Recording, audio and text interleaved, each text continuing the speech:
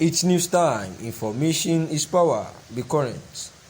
The news headline: Set Nnamdi Kanu free. The proscribed IPOB, Southeast leaders and bishops tell federal government. The Southeast Council of Traditional Rulers and representatives of Igbo Archbishop and bishops have called on the federal government to set the leader of the indigenous people of Biafra IPOB, Mazi Nnamdi Kanu, free. Nnamdi Kanu, the leader of the outlawed group, is currently facing trial for treason after being apprehended and handed over to the Department of State Service (DSS). In a statement signed by the 12 Igbo traditional rulers and Christian clerics, they called on the federal government to disproscribe the group IPOB as a terrorist organization, as well as halt the use of military in the zone. According to the rulers, this move will rid the state of insecurity in the southeast.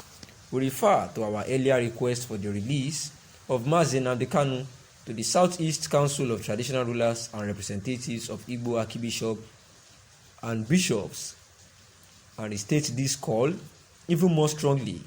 We are of the firm belief that this act of courage and statesmanship is not only imperative but will speedily de-escalate the heightened state of insecurity and dislocation in the southeast zone. We therefore call on the federal government to take urgent steps to demilitarize the southeast zone. More so, it has become apparent that the continued military siege on the region can only lead to heightened tension, skirmishes, and endless bloodletting between the security agencies and our youth. It has become urgent, imperative, and compelling to de-emphasize the military option and move towards a political solution that will lead to sustainable peace. As concerned parents, we feel your pain. However, we urge you to de-escalate the tension and remain law-abiding to enable us to engage, especially the federal government, in finding a lasting solutions to this crisis. However, the rulers called on the IPOB to desist from hindering the progress of November 6 governorship election in Anambra State.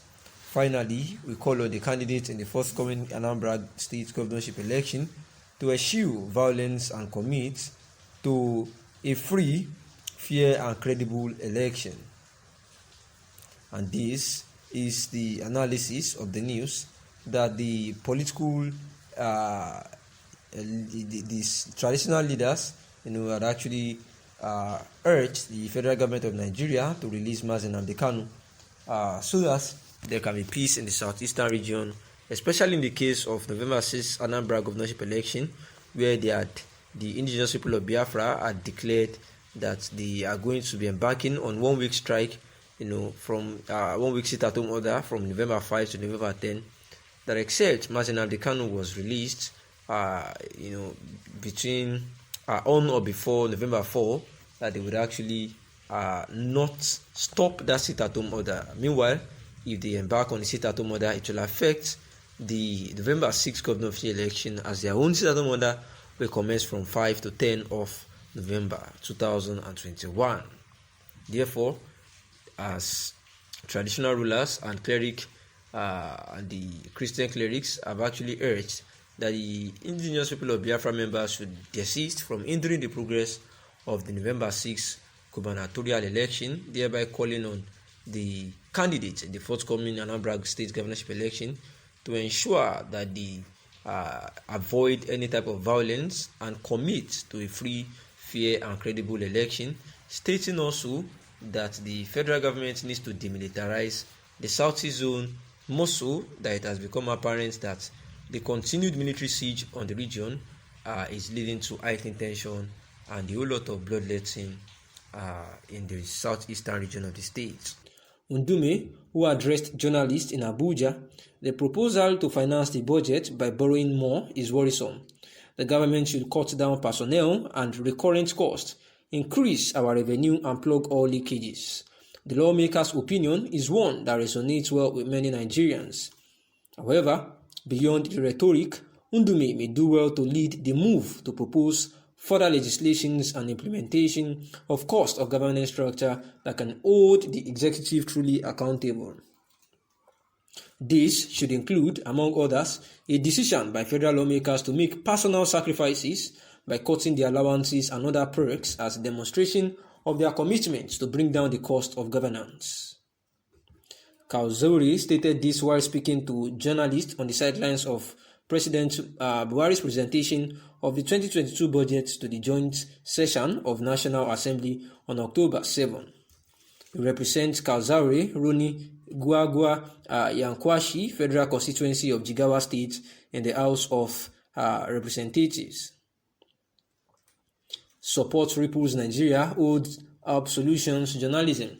There are balanced, fearless journalism driven by data and comes at each financial cost. And if you are motivated and passionate about building a global society founded on justice, equity, fairness, transparency, and accountability, it is therefore needed for us to cooperate with ourselves so as to ensure that we put it straight to the federal government to pep up on what is not right that they have been doing. And a review of the analysis is that the minority leader of the Senate, Inyinaya Abaribe, has said that at a particular point in time, just quite a month or two now, said that there are over 30 other separatist groups in the southeast region that are also clamoring for a breakup of Nigeria, just like the IPOB and also the Oduduwa Nation people, led by Nnamdi Kanu and Sunday Adeyemo Igboho, respectively.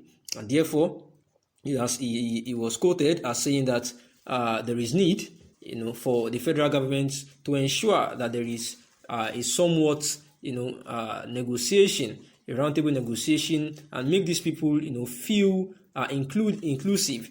They should have a sense of belonging to the government, saying that this is what can happen, not just going after these people and killing them all along. And, one of the problems the media has is that they tag everything IPOB in the southeast. And then one won't believe that, according to Inyinaya, there are over 30 other separatist groups that are also clamoring for same. And the writer is of the opinion that Abaribe's claim must have been a wake-up call to the government to sit down and address issues of injustice and inequity, which is actually a twin factor that have held the country down. And also, talking about the House of Representatives on October 6, where they expressed concern at how bandits carried out their atrocities even in daylight without any regard for military personnel in Sokoto State, saying that the Sokoto State episode is a sad reminder of how the country's security situation has deteriorated in the last 6 years or thereabouts, and therefore it explains why the lawmakers should go beyond merely asking the government to declare bandits as terrorists, but they need to ensure compliance with directive, saying that there is even need for, just like Indume said, there is even need for the lawmakers to make a move to ensure that they also implement, cutting down their own costs, what they collect as senators, they should cut it down so that the federal government can have enough, to increase our revenue and plug all leakages. Thanks for listening.